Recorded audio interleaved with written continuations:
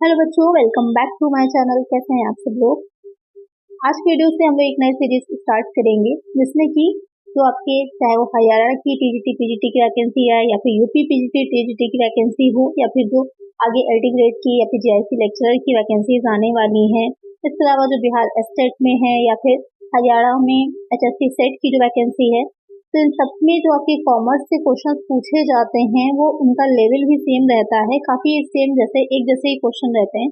तो ऐसे ही कुछ क्वेश्चंस की सीरीज आपकी चलेगी जिसमें कि हम उन इम्पोर्टेंट क्वेश्चंस को देखेंगे जो अलग अलग एग्जाम्स में रिपीट होते हुए आए हैं, जिससे कि आपकी अच्छे से प्रिपरेशन हो जाए और जो इम्पोर्टेंट है वो भी आप देख सके और आपकी प्रैक्टिस भी अच्छी हो जाए। तो ये सीरीज आप लोग की रहेगी जो आपकी लगातार चलती रहेगी, जो आप लोग के काफी हेल्पफुल भी रहेगी। तो इससे रिलेटेड आपको कुछ एडवाइस हो या फिर कोई सजेशंस हो तो भी मुझे कमेंट कर दीजिएगा, जो इस सीरीज में मैं और भी इंक्लूड करूंगी, या कौन से टॉपिक्स आप लोग ज्यादा चाह रहे हैं उनको भी। या फिर DSSB जो पीजीटी कॉमर्स का एग्जाम होने वाला है, संभावना है कि अक्टूबर तक आपका हो जाएगा एग्जाम, अक्टूबर में अगर डेट्स मिल जाती हैं तो उसमें भी आपके लिए बहुत हेल्पफुल रहेगा। या केवीएस की जो वैकेंसी है, एमआरएस की भी आती है इन फ्यूचर में, तो भी कॉमर्स के क्वेश्चन आप लोग के लिए बहुत हेल्पफुल रहेंगे। तो आइए वीडियो को शुरू करते हैं। लेकिन शुरू करने से पहले इसी तरह की वीडियोस के लिए आपको चैनल को सब्सक्राइब कर लेना है, वीडियो अच्छी लगे लाइक कर देना है और फ्रेंड्स का शेयर भी कर देना है। तो इसमें फर्स्ट क्वेश्चन से स्टार्ट करते हैं। If opening stock is ₹10,000, net purchase 70,000, wages 2,500, cash inward 500 and closing stock 15,000, what is the manufacturing cost. यहाँ पर आपको बताना है कि मैन्युफैक्चरिंग कॉस्ट कितनी आएगी यदि जो प्रारंभिक या फिर आरंभिक स्टॉक है वो 10,000 का है और उसने जो परचेज किया है, क्रय किया है, वो 70,000 का है, मजदूरी 2,500 की है, आवक ढुलाई 500 की है और अंतिम स्टॉक 15,000 का। आपको बताना है उत्पादन की लागत क्या है, मैन्युफैक्चरिंग कॉस्ट क्या है। इस तरह के क्वेश्चन जरूर आते हैं, कोई भी आपका टीजीटी पीजीटी लेवल का एग्जाम हो, इवन अकाउंटेंट तक के पेपर में इस तरह के क्वेश्चन पूछे जाते हैं कई बार। तो इसे सॉल्व करना पड़ता है। कैसे सॉल्व करेंगे आइए देखते हैं। इसको सॉल्व करने के लिए सबसे पहले आपको ओपनिंग स्टॉक जो दे रखी है 10,000 की, हम वो ओपनिंग स्टॉक को लिखेंगे। उसमें हम क्या ऐड करेंगे, परचेजेस। एक तरह से समझ लीजिए आपको बनाना होता है जो कॉस्ट शीट होती है उसी को तैयार करना है। उसमें हम परचेजेस को ऐड करेंगे 70,000 की, वेजेस ऐड कर देंगे 2,500 की, और जो कैश इनवर्ड है अगर आउटवर्ड दे रखी होगी तो यहाँ पे उसको शामिल नहीं किया जाएगा, इनवर्ड दे रखी है तो हम उसको ऐड कर लेंगे। तो इन चारों चीजों को ऐड करने के बाद हमारा टोटल आ जाएगा 83,000 का। इसमें से जो क्लोजिंग स्टॉक होगी उसको हम लेस कर देंगे 15,000 की। तो अब हमारे पास निकल के क्या आ जाएगी, मैन्युफैक्चरिंग कॉस्ट 68,000 की। यही हमारा आंसर हो जाएगा। तो आपको पता ये होना चाहिए कि क्या चीज आपको लेस करनी है, क्या चीज आपको ऐड करनी है, तो उसी से आपका आंसर निकल आता है। तो यहाँ पर कई का आंसर क्या हो जाएगा, कई का आंसर हो जाएगा ऑप्शन सी। ये बहुत ही इंपॉर्टेंट क्वेश्चन है, ऐसे क्वेश्चन एग्जाम में बहुत रिपीट होते हैं। इस कॉन्सेप्ट को अच्छे से समझ लीजिए। इसके लिए आपको कॉस्ट शीट अच्छे से समझ में आनी चाहिए कि कॉस्ट शीट क्या होती है, किस तरह से क्या क्या चीजें ऐड होती हैं और किस तरह से निकाला जाता है, तो आपको वहां पर कंफ्यूजन नहीं होगी। तो नेक्स्ट क्वेश्चन है, which one of the following will not affect the working capital. इनमें से क्या जो चलती पूंजी यानी कि जो चालू पूंजी होती है को प्रभावित नहीं करेगा। क्वेश्चन यहाँ पर पूछ रहा है कि क्या चीज जो है वो इफेक्ट नहीं डालती। इसका ध्यान रखा करिए, कहीं कहीं हम लोग कंफ्यूज हो जाते हैं, करेगा या नहीं करेगा में तो हम लोग ध्यान नहीं देते, तो आंसर गलत हो जाता है। यहाँ पर नॉट पूछा है। Realisation of cash from debtors, देनदारों से रोकड़ वसूली, sale of plant and machinery in cash, संयंत्र मशीनरी को नकद में बेचना, इशू ऑफ इक्विटी शेयर, जो समतांश होते हैं को जारी करना, रिडेम्पशन ऑफ डिबेंचर, जो डिबेंचर होते हैं उनका विमोचन करना या फिर उनका शोधन करना। तो कौन सी चीज ऐसी है जो वर्किंग कैपिटल को इफेक्ट नहीं डालेगी। वर्किंग कैपिटल क्या होती है, जो भी आप अपने बिजनेस को चलाने के लिए एक्सपेंसेस करते हैं या जो भी चीजें काम कर रहे होते हैं जिससे कि आपकी इनकम बढ़े, वो सब वर्किंग कैपिटल में आता है। निकाला कैसे जाता है, करंट एसेट में से करंट लायबिलिटी को हम लेस करते हैं तो हमारी निकल के वर्किंग कैपिटल आ जाती है।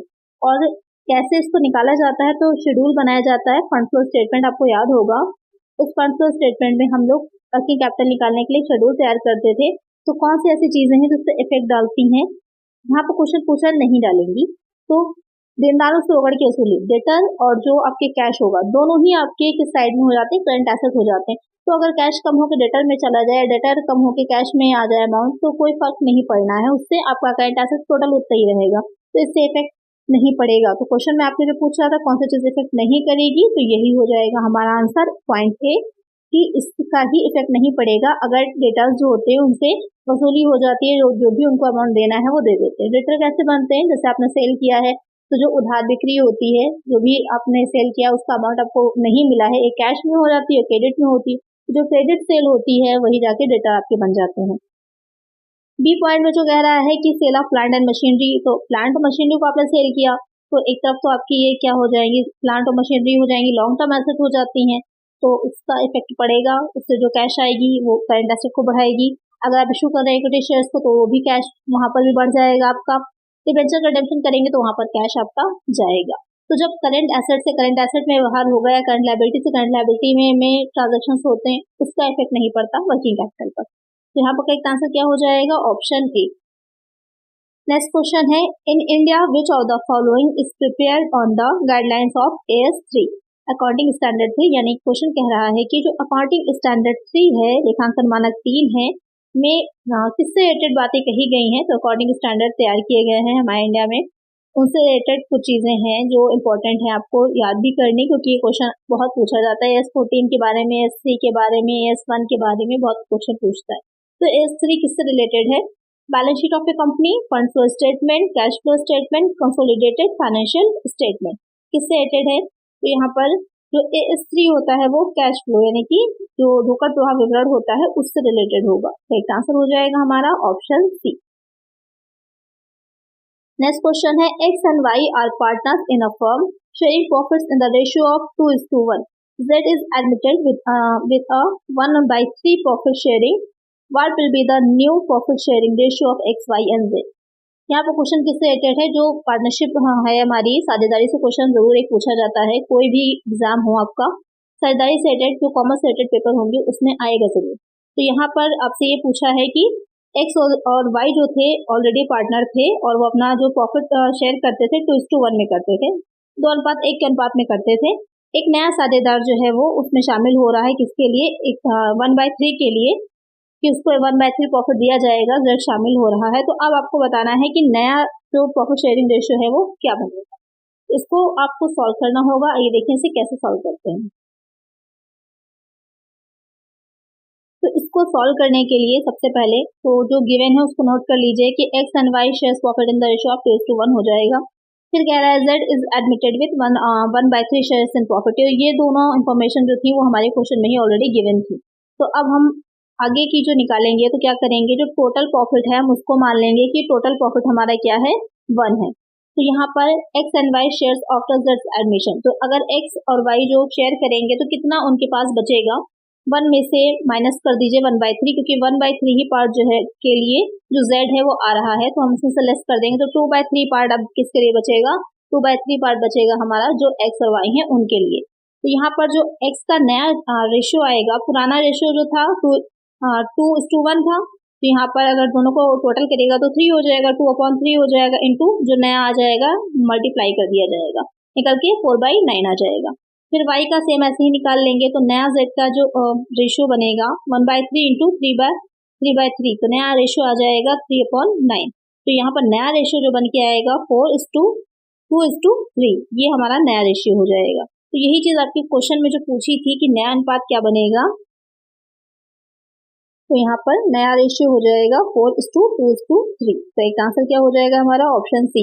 एक जैसे ही काफी सिमिलर से लग रहे हैं तो बहुत ही देखकर आंसर को टिक किया करिए। कभी कभी हम लोग देखने में गलती कर देते हैं, निकालते सही है लेकिन जल्दबाजी में टिक गलत हो जाता है। तो अगर OMR बेस्ड हो रहा हो या आपका ऑनलाइन पेपर हो रहा हो, दोनों में ही ध्यान दिया करिए कि आंसर आप क्या टिक कर रहे हैं। चलिए नेक्स्ट क्वेश्चन है, which element of the promotion mix do wholesalers generally apply to obtain their promotional objective.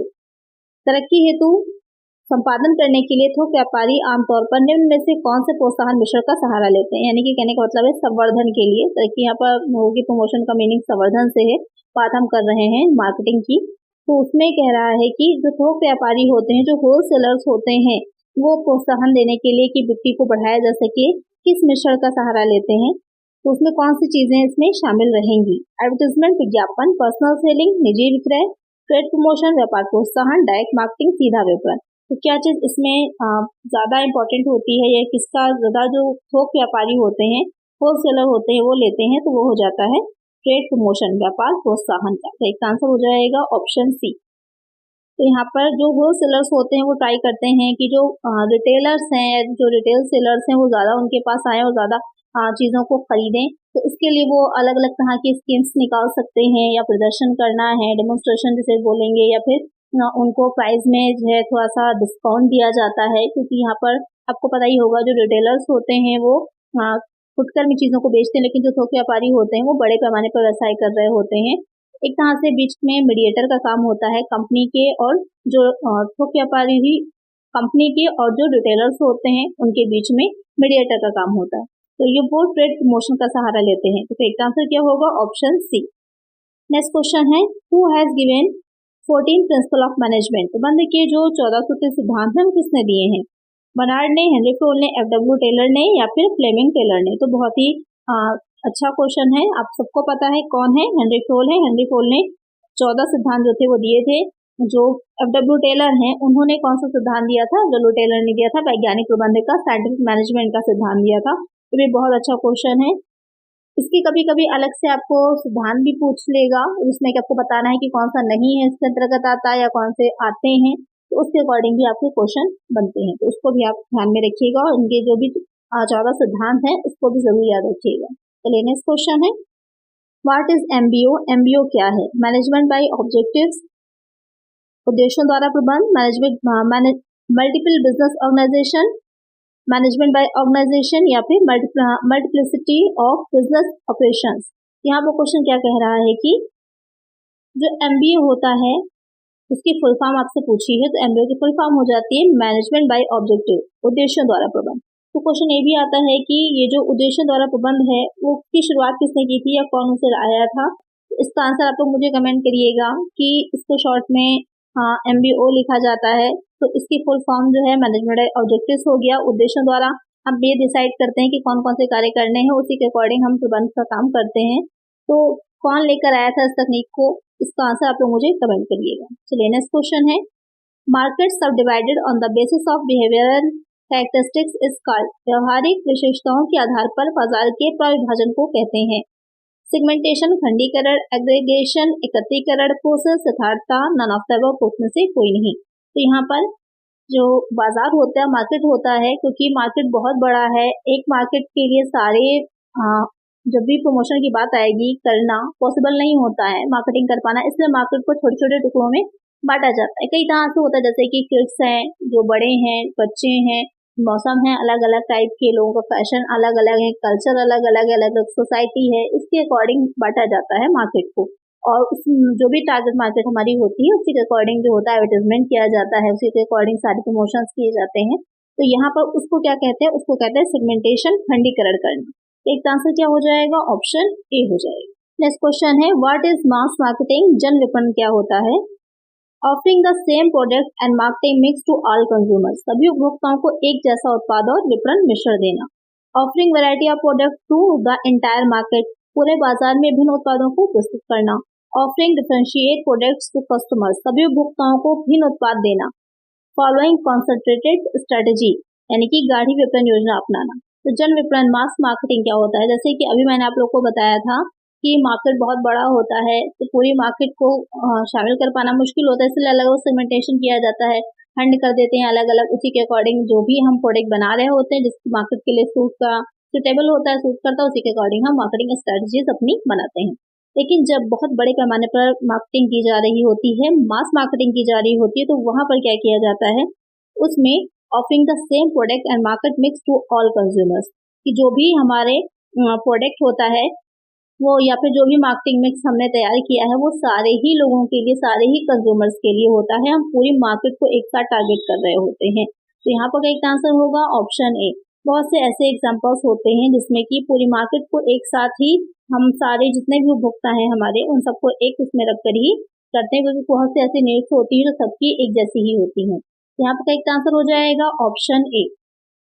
Next question है, फिजिकल डिस्ट्रीब्यूशन प्रोवाइड्स, भौतिक वितरण मुहैया कराता है। प्लेस यूटिलिटी, जगह का उपयोग। टाइम यूटिलिटी, समय का उपयोग। प्लेस एंड टाइम यूटिलिटी, जगह और समय का उपयोग। या फिर फॉर्म यूटिलिटी, रूप विधान उपयोग। क्वेश्चन यहाँ पे क्या कह रहा है? फिजिकल डिस्ट्रीब्यूशन, भौतिक वितरण, यानी कि प्रोडक्ट जो भी हमने बनाया बन जाने के बाद उसे कस्टमर तक पहुंचाना भी होता है, कंज्यूमर तक पहुंचाना भी होता है, तो बीच में एक काफी लंबी प्रोसेस चलती है। तो वो प्रोसेस जो होती है वहां तक जो भी बन गया है, जो भी स्टोरेज है, भंडार गृह है वहां पर रखा हुआ, वहां से लेकर के लोगों तक पहुंचाना ही खुद उस प्रोडक्ट को वो कहलाता है आपका फिजिकल डिस्ट्रीब्यूशन। तो उसमें मेनली क्या चीज होती है, क्या मेनली आता है, ये क्वेश्चन आपसे पूछ रहा है। तो वो मेनली आपका प्लेस एंड टाइम यूटिलिटी होता है, जगह और समय का उपयोग, कि कैसे किस जगह पर किस समय पर सही समय पर आप उपभोक्ता तक उस चीज को पहुंचा दें। तो इसका आंसर क्या हो जाएगा, ऑप्शन सी हो जाएगा। और इम्पोर्टेंट ये भी है कि इस तरह से पहुंचाना कि जैसे कि आज के टाइम में देख लीजिए कितना इजी कर दिया गया है, होम डिलीवरी मिल जाती है हर चीज की, आप घर बैठे उस चीज को मंगा सकते हैं सही टाइम पर सही तरह से। तो वही चीज है कि ग्राहकों की आवश्यकता अनुसार उनको सुविधा देते हुए प्रोडक्ट को सही जगह से सही ढंग से व्यक्ति तक पहुंचाना ही फिजिकल डिस्ट्रीब्यूशन में आता है मेनली। तो एक आंसर हो जाएगा ऑप्शन सी। नेक्स्ट क्वेश्चन है, which one of the following is not the operative function of HRM. निम्न में से कौन सा एचआरएम का क्रियात्मक कार्यभार नहीं है। एचआरएम होता क्या है, ह्यूमन रिसोर्स मैनेजमेंट, मानव संसाधन प्रबंधन। कॉमर्स की बात हो एचआरएम से क्वेश्चन ना आए ऐसा हो नहीं सकता है, एचआरएम से क्वेश्चंस आपके जरूर बनते हैं। तो एचआरएम को भी अच्छे से, ह्यूमन रिसोर्स मैनेजमेंट को भी अच्छे से आपको पढ़ना है। डेवलपमेंट, विकास, कंट्रोलिंग, नियंत्रण, कंपनसेशन, क्षतिपूर्ति, इंटीग्रेशन, एकीकरण। अगर हम बात करें यूपी पीजीटी या टीजीटी का पेपर हो या DSSB में भी एचआरएम से क्वेश्चन बहुत बनते हैं, तो उसको अच्छे से समझिएगा। तो यहाँ पे क्या कह रहा है, क्रियात्मक कार्यभार नहीं है, क्योंकि एचआरएम जो है ह्यूमन रिसोर्स मैनेजमेंट है, उसके बहुत से कार्य भी होते हैं, तो कौन उसका इसमें से कार्य नहीं होगा। डेवलपमेंट करना भी होता है, क्षतिपूर्ति का भी प्रबंध करना होता है, एकीकरण इंटीग्रेशन भी होता है, कंट्रोलिंग जो कंट्रोलिंग होती है वो इसका भाग नहीं होता है, वो मैनेजमेंट का हिस्सा तो होता है, मैनेजमेंट का एक बहुत ही इंपॉर्टेंट काम है, लेकिन ये आपका एचआरएम का काम नहीं होता कंट्रोल करना। तो करेक्ट आंसर क्या हो जाएगा, बी हो जाएगा। एचआरएम का मेनली काम होता है पहले ये अनुमान लगाना कि कितनी ज्यादा ह्यूमन रिसोर्सेज की जरूरत हो सकती है किसी भी संस्थान में, ऑर्गेनाइजेशन में, उसकी पूरी प्लानिंग तैयार करना, कहाँ कहाँ से किस तरह से उसे हम लेकर के आएंगे, क्योंकि कुछ इंटरनल सोर्सेज होते हैं, कुछ एक्सटर्नल सोर्सेज होते हैं, रिक्रूटमेंट निकाली जाती है, सिलेक्शन होता है, उसके बाद स्क्रीनिंग टेस्ट होते हैं, बहुत सी चीजें रहती हैं, अपॉइंट किया जाता है, उसमें आपका जॉब इवेल्युएशन हो जाता है, परफॉर्मेंस अप्रेजल होता है, बहुत सी चीजें आ जाती हैं उसमें एचआरएम में, लेकिन कंट्रोल करने का काम उसमें नहीं आएगा, वो मैनेजमेंट का काम होता है। तो एक आंसर हो जाएगा ऑप्शन बी। ये भी एक तरह का मैनेजमेंट ही है, लेकिन ये मैनेजमेंट की एक शाखा है, यहाँ पर मेन प्रबंध की बात की जा रही है। चलिए नेक्स्ट क्वेश्चन है, demand has the following element. मांग के निम्न तत्व हैं, क्वांटिटी मात्रा, प्राइस दाम, टाइम समय, ऑल ऑफ द अबव उपरोक्त सभी। तो जो मांग होती है उसके कौन से तत्व होते हैं, तो यहाँ पर क्वांटिटी मात्रा भी होती है, प्राइस मूल्य या दाम भी होता है, समय भी होता है, ये तीनों ही तत्व मांग के होंगे। तो एक आंसर हो जाएगा ऑप्शन डी। मांग है क्या, तो इकोनॉमिक्स में आपने लॉ ऑफ डिमांड पढ़ा होगा, मांग का नियम पढ़ा होगा कि किस तरह से उपभोक्ता किसी चीज को खरीदता है या कब उसकी इच्छा होती है, इच्छा से जो है तीव्रता आती है, उसके बाद वो आवश्यकता बनती है उसके बाद वो उस चीज को परचेज करता है मार्केट से। तो मांग बहुत इंपॉर्टेंट है, मांग के बेस पर ही पूरा अर्थशास्त्र टिका हुआ है, कह सकते हैं अर्थशास्त्र में मांग अगर है तभी आपका पूर्ति होती है, तो उसके बाद उसी से मूल्य बनता निकलता है, कीमत निर्धारण होता है, और वो सारी चीजें ही आपकी मार्केट किस तरह की है उस पर डिपेंड करती है। तो मांग बहुत इंपॉर्टेंट है, तो यहाँ पर एक आंसर है ऑप्शन डी। नेक्स्ट क्वेश्चन है, the concept of consumer surplus was introduced and developed by. उपभोक्ता अधिशेष की संकल्पना किसके द्वारा प्रस्तुत और विकसित की गई। अधिशेष कह सकते हैं या उपभोक्ता की बचत भी कह सकते हैं। क्या होती है, जैसे कि आपने कोई प्रोडक्ट मार्केट से लेने गए, कोई चीज लेने गए, सपोज कर लीजिए एक पेन लेने गए, आपने सोचा वो पेन आपको 20 रुपए का मिलेगा, लेकिन मार्केट में वो पेन आपको 18 रुपए का या 15 रुपए का ही मिल गया, तो कितने रुपए आपके बच गए, 2 रुपए या 5 रुपए जो बच गए, वही क्या कहलाता है, कंज्यूमर सरप्लस कहलाता है, उपभोक्ता की बचत कहलाती है। तो यहाँ पर वो किसने संकल्पना या कौन लाया था, किसने इंट्रोड्यूस किया था, उसको डेवलप किया था, E.A.G. रॉबिन्सन ने, जेम्स कीन्स ने, लियोनेल रॉबिन्स ने या फिर अल्फ्रेड मार्शल ने। तो किसने उसे डेवलप या विकसित किया था, अच्छा क्वेश्चन है ये। तो यहाँ पर जो क्वेश्चन पूछ रहा है कि सिद्धांत किसने दिया था, तो वैसे तो प्रोफेसर ड्यूपिट द्वारा दिया गया माना जाता है, लेकिन इसको जो डेवलप किया है वो अल्फ्रेड मार्शल के द्वारा ही किया गया है। तो करेक्ट आंसर यहाँ पर हो जाएगा ऑप्शन डी। नेक्स्ट क्वेश्चन है a product line strategy wherein a company adds a higher price product to a line in order to attract a broader market which helps the sale of its existing lower price product is called. जिस उत्पाद विषय योजना के अंतर्गत company बाजार की व्याप्ति बढ़ाने के लिए प्रस्तुत करती है जिससे उसके कम दाम वाले मौजूदा उत्पाद की बिक्री में सहायता होती उसे कहते हैं। ट्रेडिंग अप उधार व्यापार, ट्रेडिंग डाउन अधोगामी व्यापार, लाइफ साइकिल एक्सटेंशन जीवन चक्र विस्तार, प्रोडक्ट लाइन एक्सटेंशन, उत्पाद विषय विस्तार। बहुत अच्छा क्वेश्चन है। तो यहाँ पर क्वेश्चन कह रहा है कि एक प्रोडक्ट लाइन स्ट्रेटेजी यानी कि एक प्रोडक्ट की कई उसी के जैसे और उसी उसमें प्रोडक्ट लेकर के आना, ये स्ट्रेटेजी जो एक कंपनी बनाती है जिससे कि उसके जो कम दाम वाले प्रोडक्ट हैं और जो अभी एग्जिस्टिंग प्रोडक्ट है उसके साथ उन प्रोडक्ट को भी आसानी से सेल किया जा सके, तो वो क्या कहलाता है या ये योजना या स्ट्रैटेजी जो अपना रही है वो क्या कहलाती है, इसे ट्रेडिंग अप कहा जाता है। एक आंसर क्या हो जाएगा, ऑप्शन ए हो जाएगा। ऐसा इसलिए किया जाता है कि प्रोडक्ट की एक मार्केट में छवि बनी होती है, जो कंज्यूमर्स होते हैं उनके माइंड में, तो उसी का बेनिफिट लिया जाता है नए प्रोडक्ट को ला करके, क्योंकि आपको एक विश्वास होता है, बिलीव होता है उस प्रोडक्ट को, उस कंपनी पर, तो आप उसके जो दूसरे प्रोडक्ट भी होते हैं उसको भी इजीली परचेज कर लेते हैं। और इसमें क्या किया जाएगा कि एक जो आपका ऑलरेडी कम कीमत वाले मॉडल की बिक्री के साथ जो क्या करेंगे वो किसी नए उत्पाद को किसी और उत्पाद को लाएंगे जिसका वैल्यू जो होता है, मूल्य जो होता है वो ज्यादा होता है, लेकिन क्या है एक छवि की वजह से आप उसको भी परचेज करते हैं। यहाँ पर करेक्ट आंसर है ऑप्शन ए।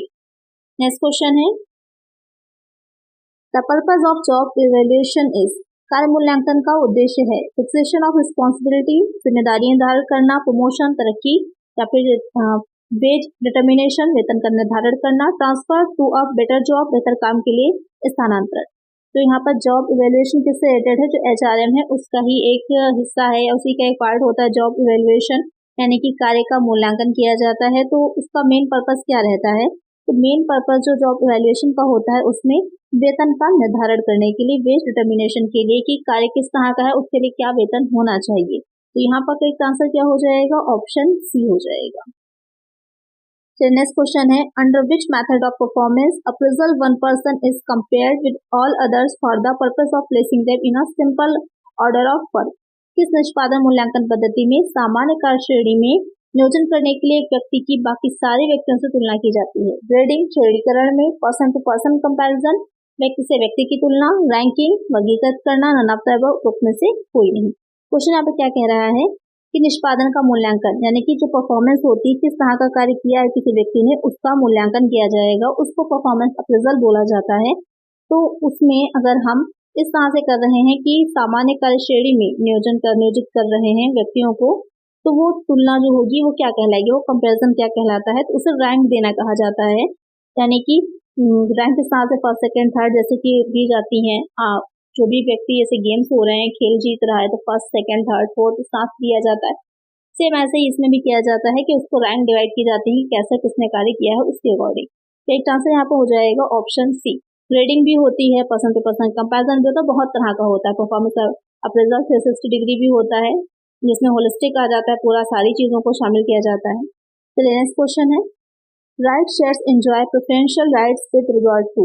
जो अधिकार अंश होते हैं इस बारे में अधिमान्य अधिकार का उपयोग करते हैं। पेमेंट ऑफ डिविडेंड लाभांश का भुगतान, पेमेंट ऑफ रिटेन्ड अर्निंग सुरक्षित रखी कमाई का भुगतान, रिपेमेंट ऑफ कैपिटल मूलधन का परिशोधन, नन ऑफ द अबव में से कोई नहीं।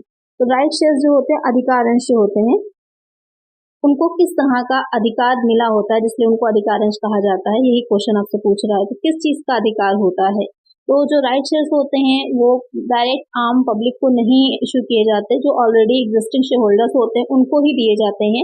और इसमें किस तरह का राइट जो रहेगा, तो सबसे पहले इसमें जो राइट रहता है कि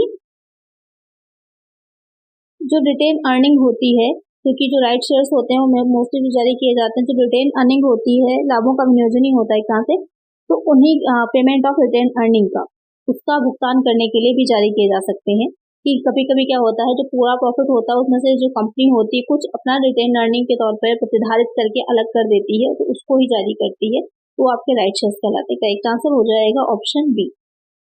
नेक्स्ट क्वेश्चन है the industrial dispute act 1947 provides the following industrial relations machinery for resolution of conflict accept.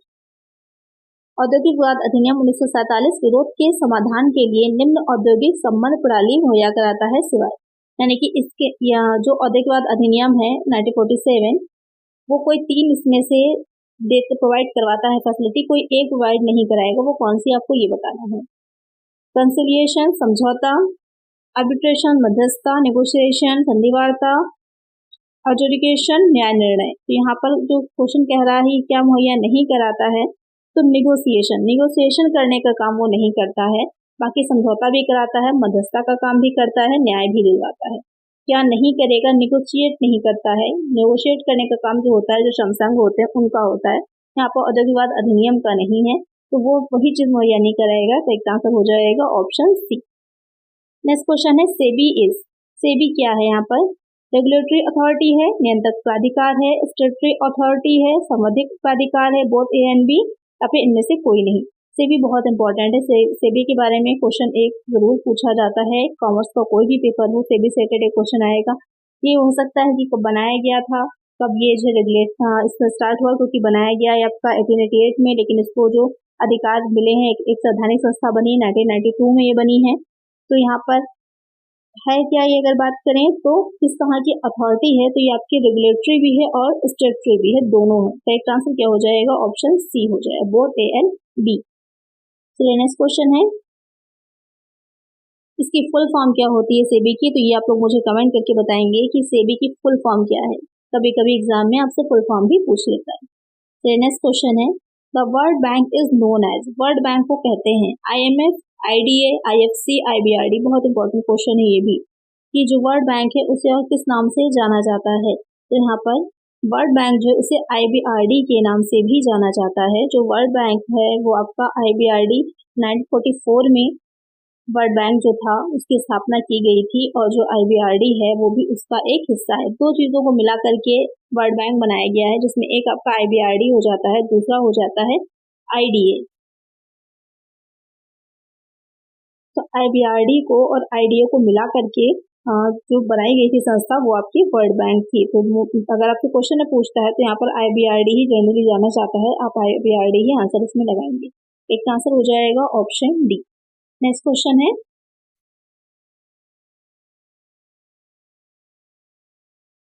A perfectly competitive firm attains equilibrium when संपूर्ण प्रतियोगी फर्म संतुलन प्राप्त करती है जब, यानी कि एक फर्म है जहां पर पूर्ण प्रतियोगिता है, वहां पर संतुलन जो होगा वो कब होगा, जब AC is equal to AR, MR is equal to MC, MC is equal to AC या फिर TC is equal to TR होगा। यानी कि क्वेश्चन यहाँ पर कह रहा है कि एक पूर्ण प्रतियोगिता वाली फर्म को कब माना जाएगा कि वो संतुलन की स्थिति में है। तो कब संतुलन होगा उसमें, जब जो MR है यानी जो मार्जिनल रेवेन्यू है वो मार्जिनल कॉस्ट के बराबर होता है। तो यहाँ पर एक आंसर क्या हो जाएगा, ऑप्शन बी हो जाएगा। चलिए नेक्स्ट क्वेश्चन है, ideal capacity of A plant is the difference between, plant निष्क्रिय क्षमता किसका अंतर होती है, maximum capacity and practical capacity, अत्यधिक क्षमता और व्यवहारिक क्षमता। Practical capacity and normal capacity यानी कि जो व्यवहारिक क्षमता है और जो उसकी सामान्य क्षमता है। Practical capacity and capacity based on sales expectancy, यानी कि व्यवहारिक क्षमता और विक्रय के निरीक्षण पर निर्धारित क्षमता, यानी कि जितना विक्रय होगा एक्सपेक्ट कर रहे हैं उसके बेस पर जो हम क्षमता निर्धारित करेंगे। Maximum capacity and actual capacity, अत्यधिक क्षमता और वास्तविक क्षमता। यहाँ पर क्वेश्चन कह रहा है कि जो एक प्लांट है कब माना जाएगा कि निष्क्रिय क्षमता उसकी कितनी है या किस चीज का अंतर होता है। तो सिंपल सी बात है कि जितना भी उसकी जो प्लांट होगा, जो प्लांट का काम हो रहा है उसकी जो मैक्सिमम कैपेसिटी है और जो एक्चुअल में वो प्रोड्यूस कर रहा है उसके बीच का डिफरेंस है कि इतना काम इतनी देर उसको यूज नहीं किया गया है, निष्क्रिय रहा है। यहाँ पर करेक्ट आंसर क्या हो जाएगा, ऑप्शन डी होगा। जैसे कि एक प्लांट है वहां पर 500 यूनिट को प्रोड्यूस किया जा सकता है, लेकिन अभी करंट में एक्चुअल में सिर्फ 300 यूनिट ही प्रोड्यूस हो रहे हैं, तो 200 यूनिट क्या हो जाएंगे, और यानी कि 200 यूनिट क्या है उसकी आइडल कैपेसिटी हो जाएंगे कि 200 यूनिट तक उसकी प्रोडक्शन को बढ़ाया जा सकता है। तो एक आंसर क्या होगा, ऑप्शन डी हो जाएगा। चलिए नेक्स्ट क्वेश्चन है, और एक चीज यहाँ पर कंफ्यूजन अगर होगी बच्चों को कि अगर स्टैंडर्ड से लिया क्यों नहीं गया, तो स्टैंडर्ड में और एक्चुअल में जो डिफरेंस होता है वो वेरिएंस होता है, विचरण कहलाता है। चलिए नेक्स्ट क्वेश्चन है, Keller company sells a single product for 28 per unit if variable cost are 65% of sales and fixed cost total 9,800, the break even point will be। Keller company अपनी एक उत्पाद को 28 रुपए प्रति इकाई के दाम पर बेचती है यदि परिवर्तनशील लागत जो है 65% है और निश्चित लागत 9,800, निश्चित लागत से मतलब यहाँ पर स्थिर लागत जो है वो 9,800 है। तो आपको ब्रेक इवन पॉइंट बताना है, समुचित बिंदु बताना है। समुचित बिंदु क्या है? ब्रेक इवन पॉइंट ऐसा पॉइंट जहाँ पर ना तो लाभ होता है ना ही हानि होती है। नो प्रॉफिट नो लॉस का पॉइंट होता है जो समुचित बिंदु होता है, यानी कि जितना आपने लागत लगाई उतना ही आपने सेल कर दिया, उतने का ही सेल कर दिया, तो कोई आपको न लाभ हुआ है ना ही कोई हानि हुई है, वो हो जाता है ब्रेक इवन पॉइंट। अब इसको निकालना कैसे है ये वो देखते हैं। निकालने के लिए सबसे पहले, क्योंकि हमें यूनिट्स में निकालना है, तो इसका फॉर्मूला हम मुझे नोट करेंगे। क्या होता है? Fixed cost upon contribution margin या फिर यूनिट। तो फिक्स्ड कॉस्ट आपके क्वेश्चन में गिवन है, लेकिन कंट्रीब्यूशन जो है वो हमको निकालना है। तो निकालने के लिए क्या करना है? आपके 28 क्योंकि क्वेश्चन में दे रखा था ऑलरेडी की सेलिंग प्राइस है, उसमें से हम वेरिएबल कॉस्ट पर यूनिट जो है उसको लेस कर देंगे। अब वेरिएबल कॉस्ट है कितनी परसेंट आपकी बताई थी, क्वेश्चन में मेंशन था कि जो वेरिएबल कॉस्ट है वो हो जाएगी 65%। तो इसी 28 का हम 65% निकाल लेंगे, तो हमें ये पता चल गया कि वेरिएबल कॉस्ट कितनी है हमारी पर यूनिट, वो हो जाएगी 920। अब यहाँ पर फॉर्मूले में रख के सॉल्व कर लीजिएगा, कितना आ जाएगा? 1000 यूनिट आ जाएगा। तो ब्रेक इवन पॉइंट क्या है हमारा? 1000 यूनिट का है। तो डिपेंड करता है कि क्वेश्चन क्या पूछ रहा है आपसे। इसको बहुत तरह से निकाला जाता है बीईपी को। तो यूनिट्स में पूछ रहा है कि आपसे रुपीज में पूछ रहा है, उसी के अकॉर्डिंग हमको आंसर निकालना होता है। यहाँ पर क्वेश्चन आपका यूनिट में पूछ रहा था। इसी तरह इस चैप्टर से बहुत से क्वेश्चंस बनते हैं जो कि आने वाली वीडियोस में आपके इंक्लूड रहेंगे, तो वहाँ पर धीरे धीरे आपको सब कुछ सॉल्व होता चला जाएगा। इसकी सारी जो भी आगे क्वेश्चंस भी आएंगे सबको देखिएगा, सारे बहुत इंपॉर्टेंट ये पूरी सीरीज। किसी भी तरह का टीजीटी पीजीटी का आपका एग्जाम होगा उसमें आपके लिए हेल्पफुल रहेंगे। तो यहाँ पर करेक्ट आंसर क्या हो जाएगा? ऑप्शन डी हो जाएगा। चलिए नेक्स्ट क्वेश्चन है, direct material cost plus direct labour cost is five.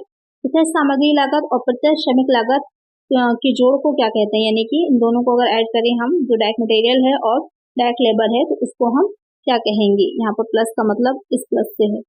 तो प्राइम कॉस्ट मूल लागत, कन्वर्जन कॉस्ट रूपांतरण लागत, प्रोडक्ट कॉस्ट उत्पादन लागत, या फिर ऑल ऑफ दी सभी। तो जो आपके यहाँ पर कह रहा है कि डायरेक्ट मटेरियल में अगर हम डायरेक्ट लेबर को ऐड करते हैं तो वहाँ पर उसको जोड़ने पर क्या आती है? तो उसे कहा जाता है प्राइम कॉस्ट। एक आंसर हो जाएगा option A. Direct material, direct labour और एक चीज और होती है डायरेक्ट एक्सपेंसेस, इन तीनों को ऐड करने पर हमारा निकल के आती है प्राइम कॉस्ट। एक आंसर है ऑप्शन ए। और जो उत्पादन लागत होती है उसमें जो फैक्ट्री ओवरहेड्स होते हैं उसको भी ऐड किया जाता है, इसलिए वो आपका आंसर नहीं रहेगा और कन्वर्जन कॉस्ट भी वही रहेगी। तो यहाँ पर सिर्फ जो डायरेक्ट को जोड़कर आता है वो प्राइम कॉस्ट होती है, मूल लागत होती है। एक आंसर है ऑप्शन ए। नेक्स्ट क्वेश्चन है, process cost is very much applicable in. प्रक्रिया लागत इनमें पूरी तरह से लागू होती है। कंस्ट्रक्शन इंडस्ट्री, निर्माण उद्योग, फार्मास्यूटिकल इंडस्ट्री, औषधि उद्योग, एयरलाइन कंपनी, हवाई जहाज बनाने वाली जो कंपनीज होती हैं, नन ऑफ दीज इनमें से कोई नहीं। प्रोसेस कॉस्ट जो होती है is very much applicable in. प्रक्रिया लागत जो होती है किसमें पूरी तरह से लागू होती है? तो आपको पता ही होगा क्योंकि कॉस्ट अकाउंटिंग में आपने पढ़ा होगा कि कई तरह की कॉस्टिंग की जाती है।